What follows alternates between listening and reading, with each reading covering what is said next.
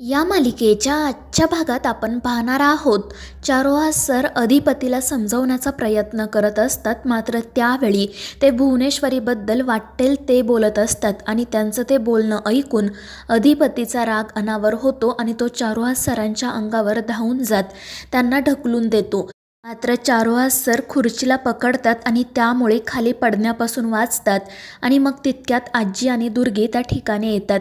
हा सगळा प्रकार बघून आजी तर खूप घाबरतात आणि अधिपतीला शांत करत समजवण्याचा प्रयत्न करतात, पण तो खूप चिडलेला असतो आणि म्हणत असतो की आजी तू मध्ये पडू नको, तुला माहीत नाही हा माणूस आमच्या आईसाहेबांबद्दल काय काय बोलत होता ते. आणि मग तो चारुहास सरांना वाटेल ते बोलू लागतो, म्हणू लागतो की फक्त आईसाहेबांनी सांगितलंय ना म्हणून आम्ही गप्प आहोत, नाहीतर या माणसाला आम्ही कधीच ढगात पाठवलं असतं. पुढे तो चारुहास सरांना असंही म्हणतो की ज्या आईसाहेबांना तुम्ही नावं ठेवत होता ना, त्याच आईसाहेबांच्या खुर्चीने आज तुम्हाला आधार दिलाय हे विसरू नका. त्यावेळी आजी अधिपतीला समजावतात की अरे ते वडील आहेत तुझे, तू असं नको बोलू. मात्र अधिपती काही गप्प बसत नाही. तो म्हणत असतो की हा माणूस अंथरुणाला खिळून होता ना तेच बरं होतं, हा उगाच बोलायला लागलाय आणि आता वाटेल ते बोलतोय. जर हा माणूस आमच्या आईसाहेबांच्या विरोधात काही बोलला ना तर आता आम्ही गप्प बसणार नाही, याला या घरातून बाहेर काढू. पण त्यावेळी चारुहास सर म्हणतात की मी जे काही बोललो ना ते सगळं खरं आहे. त्या भुवनेश्वरीने माझं हे घर गिळलं आहे, तिच्याचमुळे आज या घराची अशी अवस्था झाली आहे. मला ना तुला मुलगा म्हणायची सुद्धा लाज वाटते. आणि त्यावेळी दुर्गी म्हणते की बघितलं ना ग आत्ते, हा माणूस तुझ्या मुलीला काय काय बोलतोय ते, आणि तरीही तू अजून यांचीच बाजू घेणार आहे का. मात्र आजी दुर्गीला सांगते की दुर्गे तू मध्ये पडू नको, तुला बोलायचा काही अधिकार नाही आहे. ते या घरचे मालक आहेत, जर त्यांनी मनात आणलं ना तर ज्या घरात उभी राहून तू हे सगळं बोलतेस ना त्याच घराच्या बाहेर उभं राहून तुला भीक मागावी लागेल.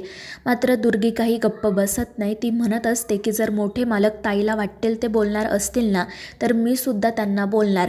आजपर्यंत आम्ही या घरासाठी खूप कष्ट केलेत आणि ज्यांनी या घरासाठी कष्ट घेतलेत त्यांनाच घराबाहेर जावं लागतं का. आणि त्यावर चारुहास सर म्हणतात की तू आज पहिल्यांदा काहीतरी बरोबर बोललीस, आणि ते सुद्धा अक्षराविषयी, कारण अक्षराने या घरासाठी खूप काही केलंय पण आज तिलाच या घराबाहेर जावं लागलं. पण दुर्गी म्हणते की ती मास्तरनी ना तिच्या कर्माने घराबाहेर गेली आहे. आणि ते ऐकून चारुहास सर खूप चिडतात, पण अधिपती पुन्हा मध्ये पडतो आणि त्यांना गप्प बसायला सांगतो. पण चारुहास सर त्याचं ऐकत नाही. ते म्हणत असतात की अरे आता तरी तुझ्या डोळ्यावरची पट्टी काढ. आजीसुद्धा अधिपतीला खूप समजावतात, मात्र तो गप्प बसत नाही आणि त्यातच दुर्गीची सुद्धा बडबड सुरू असते. आजी तिला अनेकदा सांगते की तू मध्ये बोलण्याचा काहीच संबंध नाही आहे, मात्र दुर्गी ऐकत नाही. त्यामुळे शेवटी आजी म्हणतात की तुला माहिती आहे ना, जर भुवीला कळलं की तू मोठ्या मालकांना काही बोलली तर ती तुझी जीभ हासडून तुझ्या हातात देईल. मात्र दुर्गी म्हणत असते की ताईला जे करायचं आहे ते करू दे, पण मोठे मालक तिला काही बोलणार असतील ना तर मी गप्प नाहीच बसणार. आणि मग त्यांच्यामधील हा वाद वाढतच जातो. अधिपती म्हणत असतो की मावशी तू गप्प बस, आणि तो आजींना सुद्धा सांगतो की या माणसाला ना येथून घेऊन जा. पण चारुहास सर म्हणत असतात की मी कुठेही जाणार नाहीये. आणि मग त्या दोघांमधील वाद हा अगदी टोकाला पोहोचतो. तर दुसरीकडे भुवनेश्वरी आणि अक्षरा बोलत असतात. भुवनेश्वरी अक्षराला म्हणत असते की सुनबाई, तुम्ही ना कधीच आमचं वास्तव मान्य केलं नाही, तुम्ही फक्त तुमच्या सत्याला कवटाळून बसलात. जर त्यावेळी तुम्ही आमचं लग्न मोठ्या मालकांसोबत होऊ दिलं असताना तर आज तुमच्यावर ही वेळ आलीच नसती. आणि त्यावेळी अक्षरा म्हणते की मॅडम तुम्ही चुकलात, तुम्ही खोटं वागलात आणि म्हणून हे सगळं घडलं.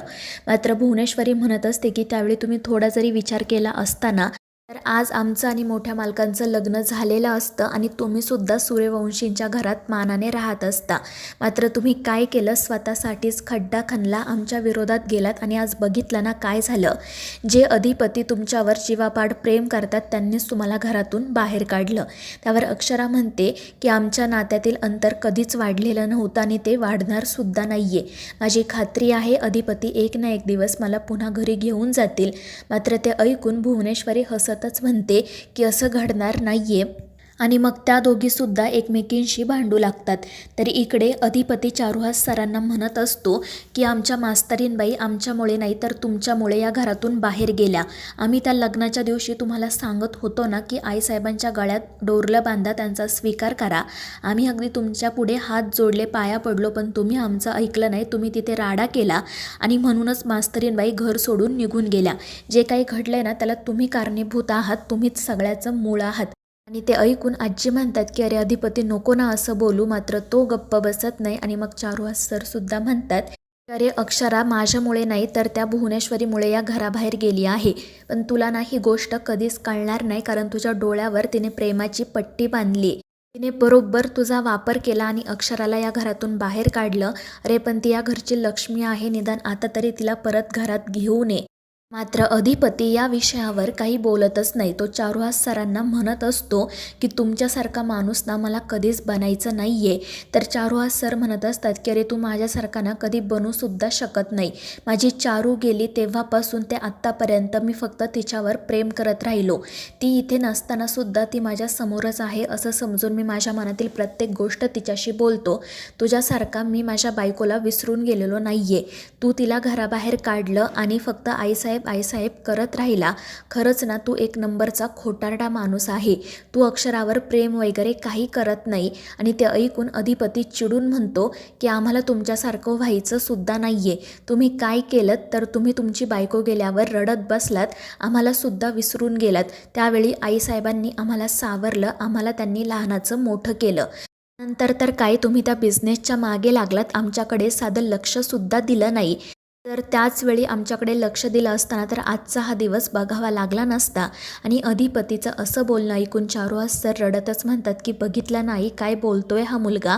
माझ्याच भूतकाळावर हा ताशेरे ओढतोय. आणि त्यावर अधिपती म्हणतो की डोळ्यात पाणी आणून बोललात म्हणजे मी लगेच तुमच्यावर विश्वास ठेवेल असं नाहीये. आणि मुळात आई सख्खी असो किंवा सावत्र असो, आई ही आईच असते. आईसाहेबांनी आम्हाला लहानाचं मोठं केलंय, आम्हाला माया लावली, जीव लावला.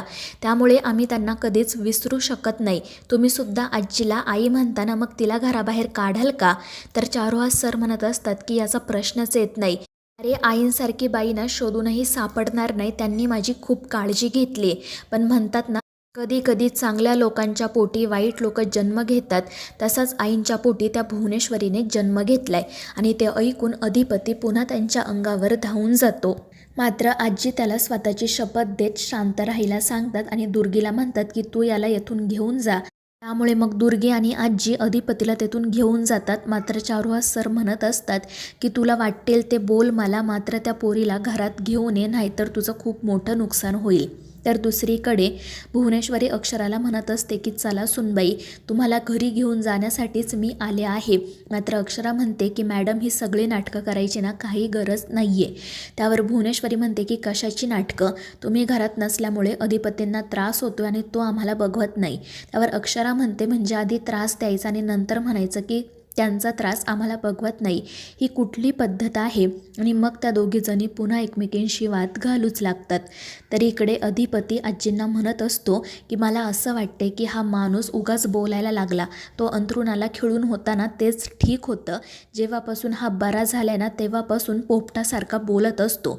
मला तर असं वाटतं की याला घरातून बाहेर हाकलून द्यावं, कोणत्या तरी आश्रमात नेऊन सोडावं. पण आईसाहेबांनी सांगितल्यामुळे फक्त मी गप्प आहे. आणि अधिपतीचं असं बोलणं ऐकून आजींना खूप वाईट वाटतं. दुसरीकडे भुवनेश्वरी मुद्दाम अधिपतीला कॉल करते आणि फोन स्पीकरवर ठेवते. ती अधिपतीला सांगत असते की आम्ही सुनबाईंच्या घरी आलो आहोत. आणि ते ऐकून अधिपती विचारतो की कशाला आईसाहेब, तुम्ही का गेलात तिथे त्यांच्या हातापाया पडायला? आणि त्यावर भुवनेश्वरी म्हणते की असं कसं अधिपती, आम्ही तुम्हाला सांगितलं होतं ना की आम्ही त्यांना परत घरी घेऊन येणार आहोत म्हणून. मात्र अधिपती म्हणतो पण कशाला आईसाहेब, तुम्ही हे सगळं का करताय?